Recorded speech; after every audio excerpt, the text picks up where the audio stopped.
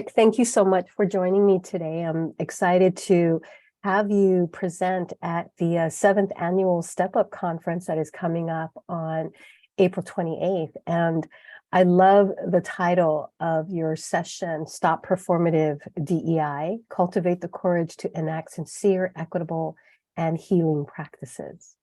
And so you'll be doing this session, you're at the afternoon session, which is 2 to 4 o'clock p.m. Pacific time. So can you tell us a little bit about your session? Yeah, absolutely. So there's two primary goals.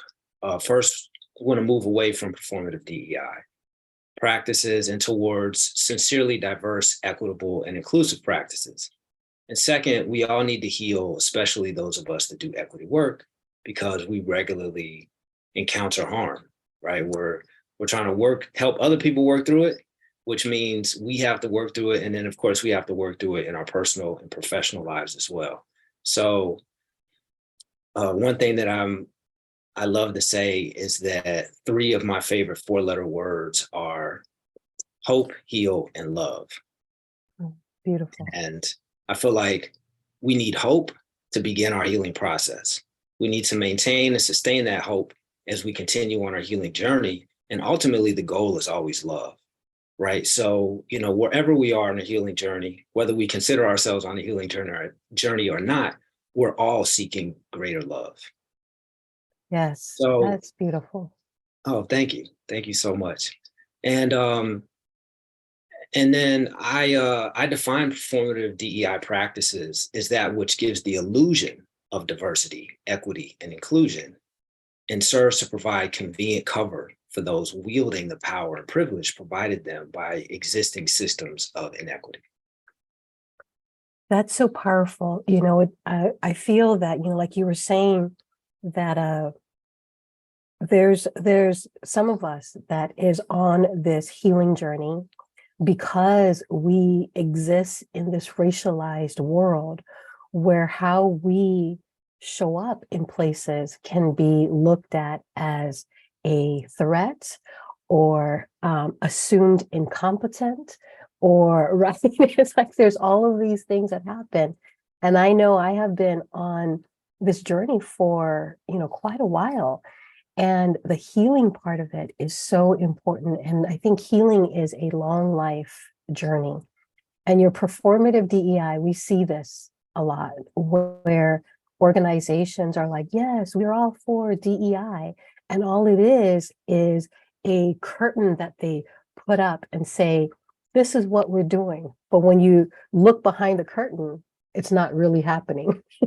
Exactly. I call it a smokescreen for sincere DEI practices, right? And then even worse is you'll have people in organizations that'll say, see, we told you it doesn't work. It was a waste of time. It was a waste of money. It was a waste of all these resources. And that's why, this is all just, a scheme to distract and make money, when in fact, what they're doing is oftentimes either a scheme to hold on, to power and privilege, and or to avoid what they may see as being uncomfortable.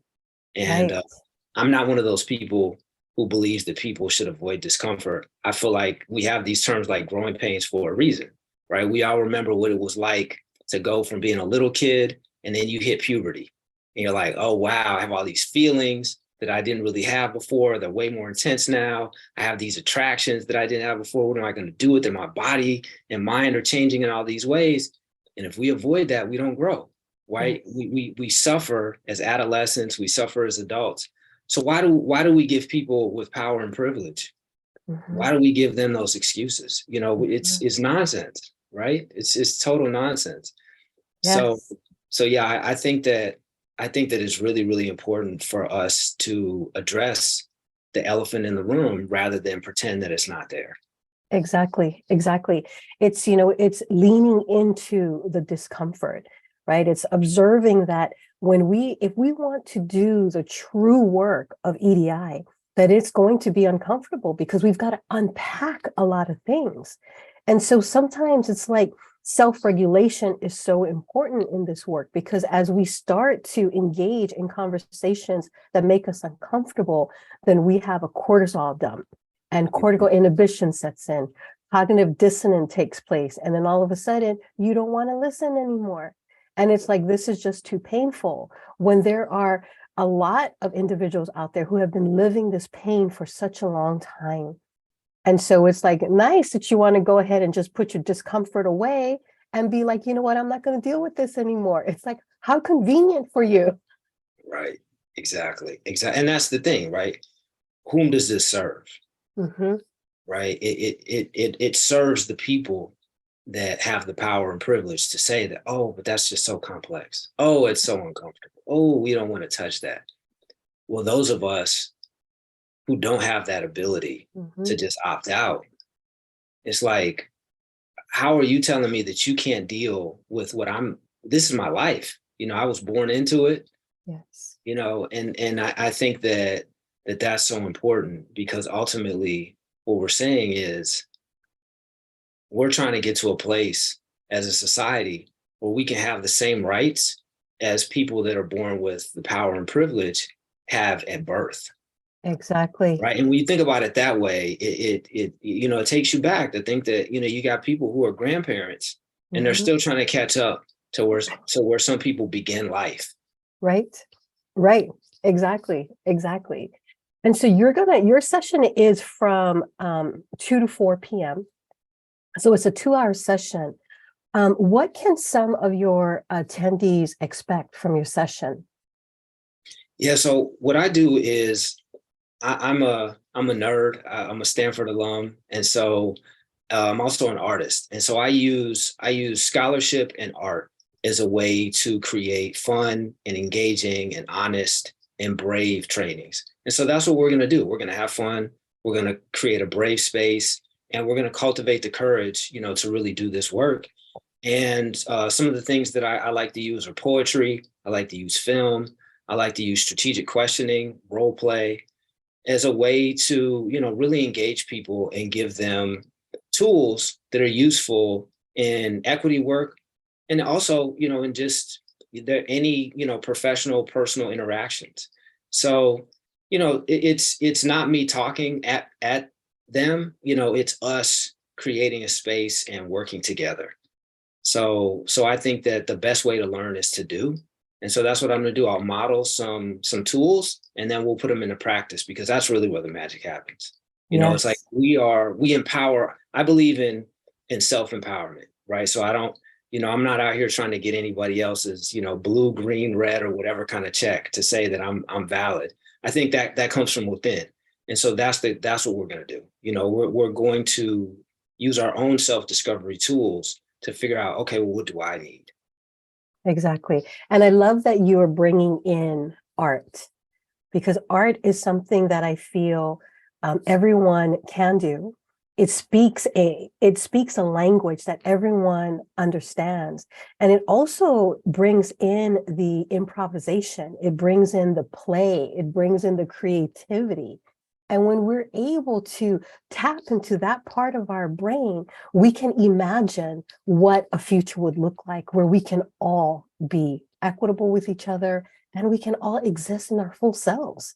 So yeah, I'm glad that you're bringing that in. So that's pretty awesome. So what motivated to, present at the Step Up conference?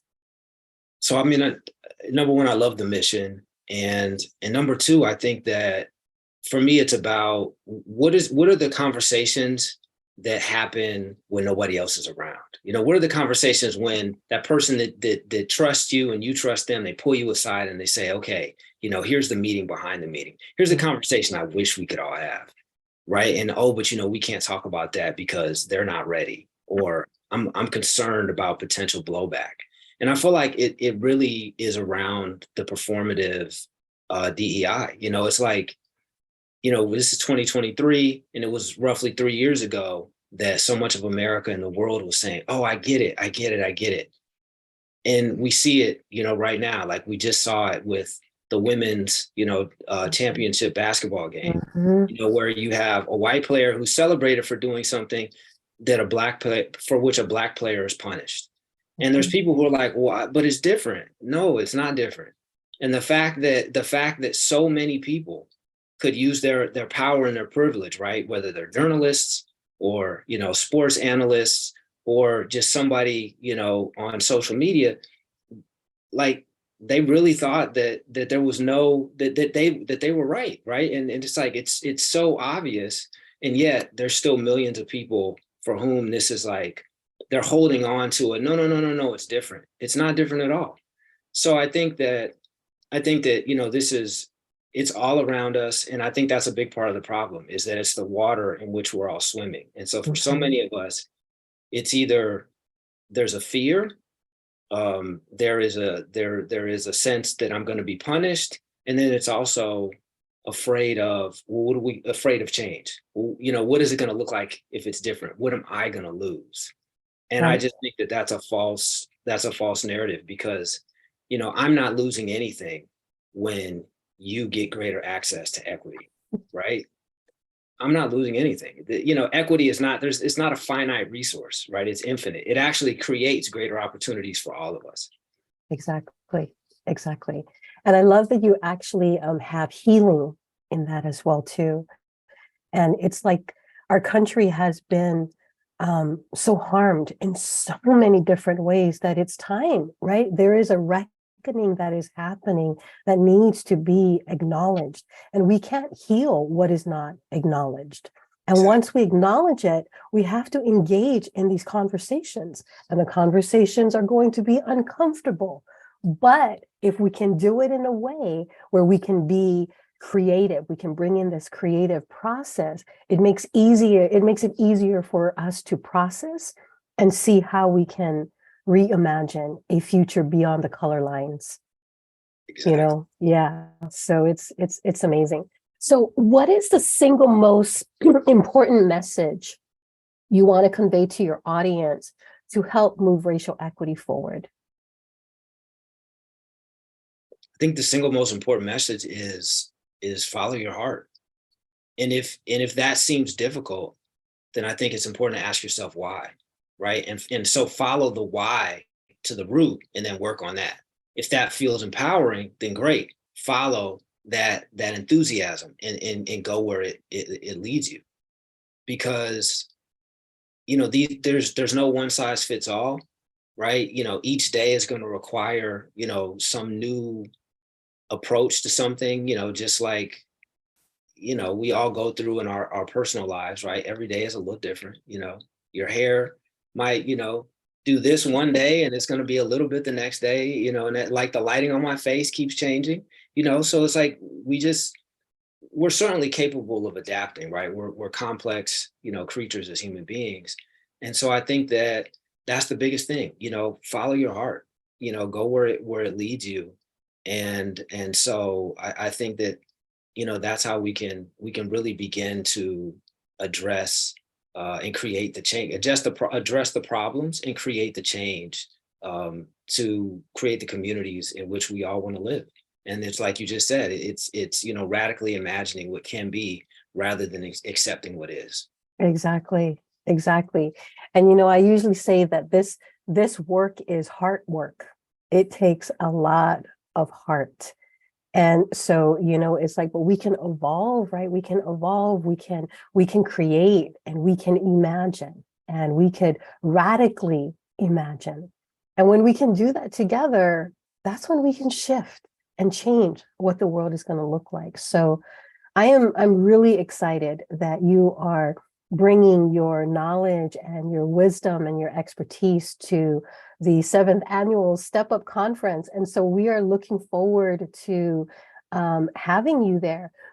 Who do you think is your target audience? I think my target audience are people who either consider themselves equity professionals or maybe are, intermediate to advanced in their journey. If this is, but at the same time, if this is your, first foray and you're interested in exploring, how to be sincere and also healing, then, this is for you. I don't, it's not like this is calculus, and you need to have had, algebra 1, 2 and geometry and trigonometry. You can be completely new. You can also be advanced. There's definitely going to be something here because, again, I'm modeling tools and then you're putting them into practice, right? So it really comes down to, what does each individual need for their journey? And so that's what this is all about. Exactly. Well, that's beautiful. Thank you so much, Eric. And we look forward to having you on April 28th. So if anyone is just starting their journey on DEI, if they are in DEI work, that this is a great session for you to check out on April 28th from 2 to 4 p.m. So thank you so much for being with me today, Eric, and we look forward to having you.